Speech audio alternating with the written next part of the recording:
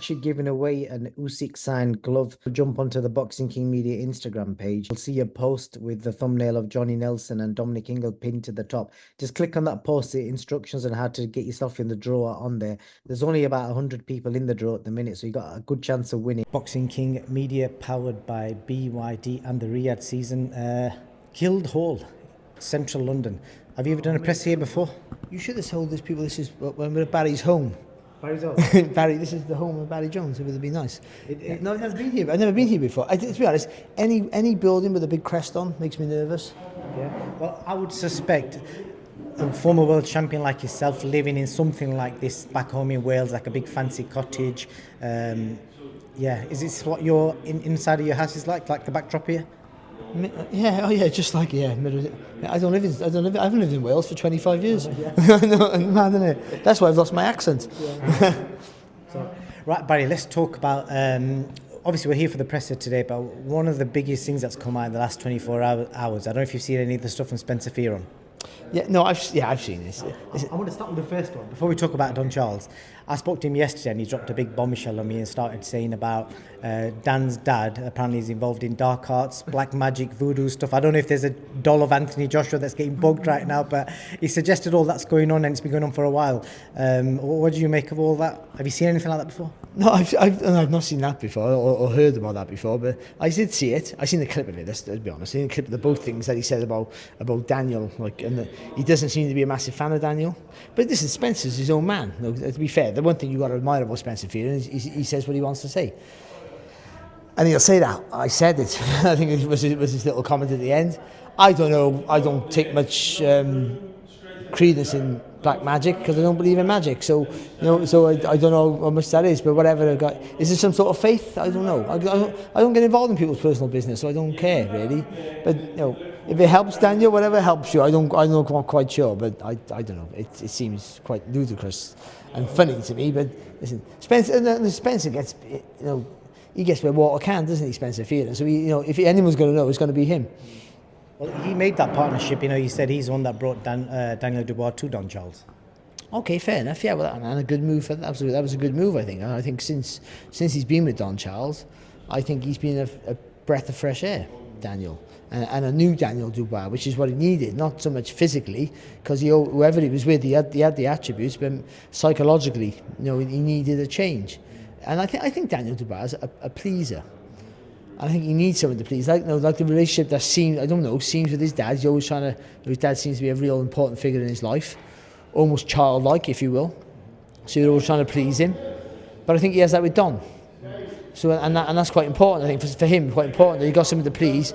He will go that extra mile for you if you ask him. And I think especially in a hard fight in the corner, believing in your trainer, doing what he tells you, and doing it for him, can be a massive boost. It definitely can, and then the other part of it is the fact that Don's not been at any fight week events this week, and he's kept relatively low key. I know he did an interview at the start of fight week, but there was a suggestion yesterday I saw it on your fellow countryman Enzo Maccarelli's Twitter. He put something up that he's heard a rumour that Don Charles has been sacked and that Dad and Kieran Fallow are going to run the corner. But then there was something else came out afterwards from Frank Warren's team saying that it's all bullshit, basically. What do you make of that? It's madness 3 days before a fight. Yeah, I would tend to think it was bullshit. If it is true, then it's catastrophic for him. I think having Don in the corner is very important. I think it is, because Don is a calm speaker, but with a loud voice. So he'll give you the right instructions, but he won't take any. He doesn't suffer fools. He won't take any shit. So if Daniel's not performing, he'll tell him, let him know. And again, I go back to that Daniel wants to please him scenario. So without that, it's a harder night's work for him. And also, not so much the night before, when you think, I wish Don was here. And you see, the night before a fight, if you have any demons or any doubts, or you haven't been diligent in your training camp, that's when you lose the fight, because you can't sleep. You can't sleep anyway, because your mind's 100 miles an hour, you're nervous or you're excited, whatever it is. But also, those things come back. I missed those 3 runs, or I missed that 5 runs. I didn't make the weight right, not for those heavyweights, but all things like that coming. I know, not having Don here, what's going to be like in the corner? It's a panic. So if that happens, he's in trouble, I think. But he might be in trouble anyway. But I don't believe it. Maybe Don don't feel he feels a bit under the weather or something like that. Don's That's not. another thing I read as well. Yeah, and Don's not a fan of this stuff. I don't think. So why does he need to be there? It's not about him. And usually anyway, for most big fights, you're only there for the press conference, the weigh-in and the fight itself. Anyway, aren't you? Usually, all this all week stuff is new. It's great for us, but it's new. So he doesn't want to do it. Maybe he has commitments already. I don't know. He has a family. He has a life. He has a gym. So he doesn't need to be at the other stuff that we've seen. Why does he need to be there? I think he's going to be in the corner. I just think when someone says I heard a rumour, so Enzo heard it from somebody. Where's the source? Where does it start? There's always that saying, "There's no smoke without fire." Do you think there could be any issues like that? Maybe because remember you get to this stage of careers and there's always a financial worry and burdens for everyone. That he's got to pay him this, he's got to pay him that. Maybe I make it. See, I don't want to say anything because then there'll be another rumour that Barry Jones said. Yeah, no, but maybe, you can get that. Oh, I don't want to pay Don that money because like somebody in my team said you should be paying him X amount. But I don't believe all that. I'm just trying to surmise what it could be. But I think he'll be there. I think it'd be a massive shock if he's not. Yeah, let's hope so. Like I said, it's weird because you will have seen it throughout history. There's always like something crazy goes off always in a fight. Normally it's on fight night where there's an argument over the gloves, ring walks. I remember last time with Khan Brook, there's an issue with the gloves. You will have probably seen loads of these sort of things. But sometimes it kind of spices up fight week, doesn't it? Yeah, well, it just breaks the monotony, doesn't it? If everything's going too smoothly, then what have we got to talk about? What are you going to post on your YouTube channel? Yeah, it's pretty much nothing, is it? It's me talking rubbish again. So yeah, I was going to say bollocks. I didn't want to swear. but I think so it helps that. And sometimes they're not always true. They're sort of engineered, but there might still be stuff like that because we haven't got to that yet. Like we haven't got to those real. The closer the fight gets, the more agitated and the more attention to detail you have to have. Indeed, you do. Who's the favourite in this, Barry? Joshua. Even though Dubois is the fighter on form, because he beat two guys who were actual boxers in his last couple of fights, and the other one was a world-class boxer, and he beat him quite well in the end after a bad start, or an intelligent start, I would say. But Joshua's the favourite. This is sort of this is a Joshua night. This is like the Canelo nights. This is sort of night. They can be intimidating for anybody. And I know Dubois had a little bit of a taster with Riyadh weeks and stuff, but when he gets to Wembley and it's full of people, it'd be nerve-wracking for Joshua because it's been a while since he's had that at home, but he's had it and he's done it before, and Dubois hasn't quite. So it's going to be a big shock for him, I think. How he copes with that. We always say boxing's 80% mental, of course, and we've seen that with their demises and they're coming back from that, their resurrections from their stuff, but.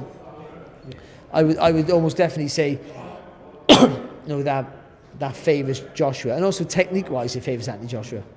Well, like I say, you've kind of said pretty much what everyone's saying. I think lastly, we've got to shout out Riyadh Seas and Turkey Al Sheikh and what they're bringing to the UK. We saw this a few weeks ago in LA, the midweek events, and they've smashed it again this week. We've got the weigh-in at Trafalgar Square tomorrow. We're at Guildhall today, which is a mad little venue. I'm just going to pan the camera around.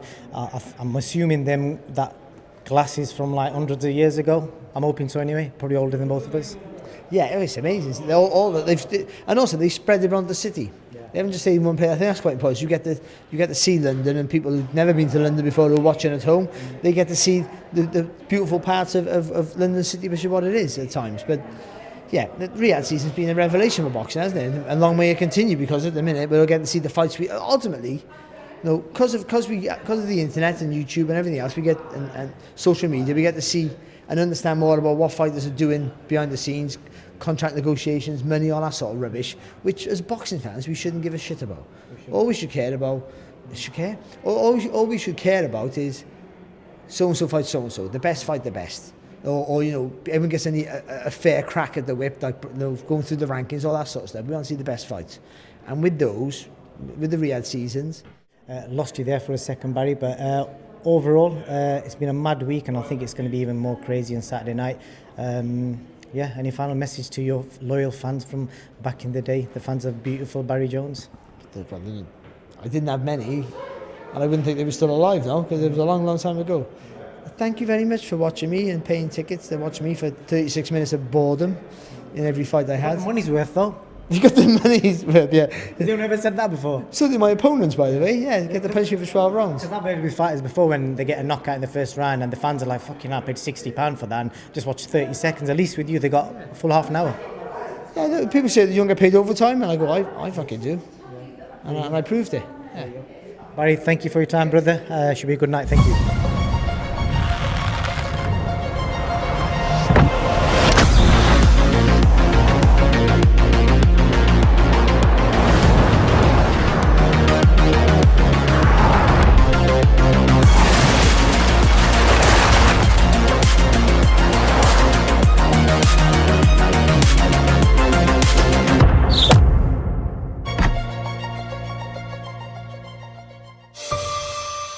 We're actually giving away an Usyk signed glove. Jump onto the Boxing King Media Instagram page. You'll see a post with the thumbnail of Johnny Nelson and Dominic Ingle pinned to the top. Just click on that post, the instructions on how to get yourself in the draw on there. There's only about 100 people in the draw at the minute, so you got a good chance of winning.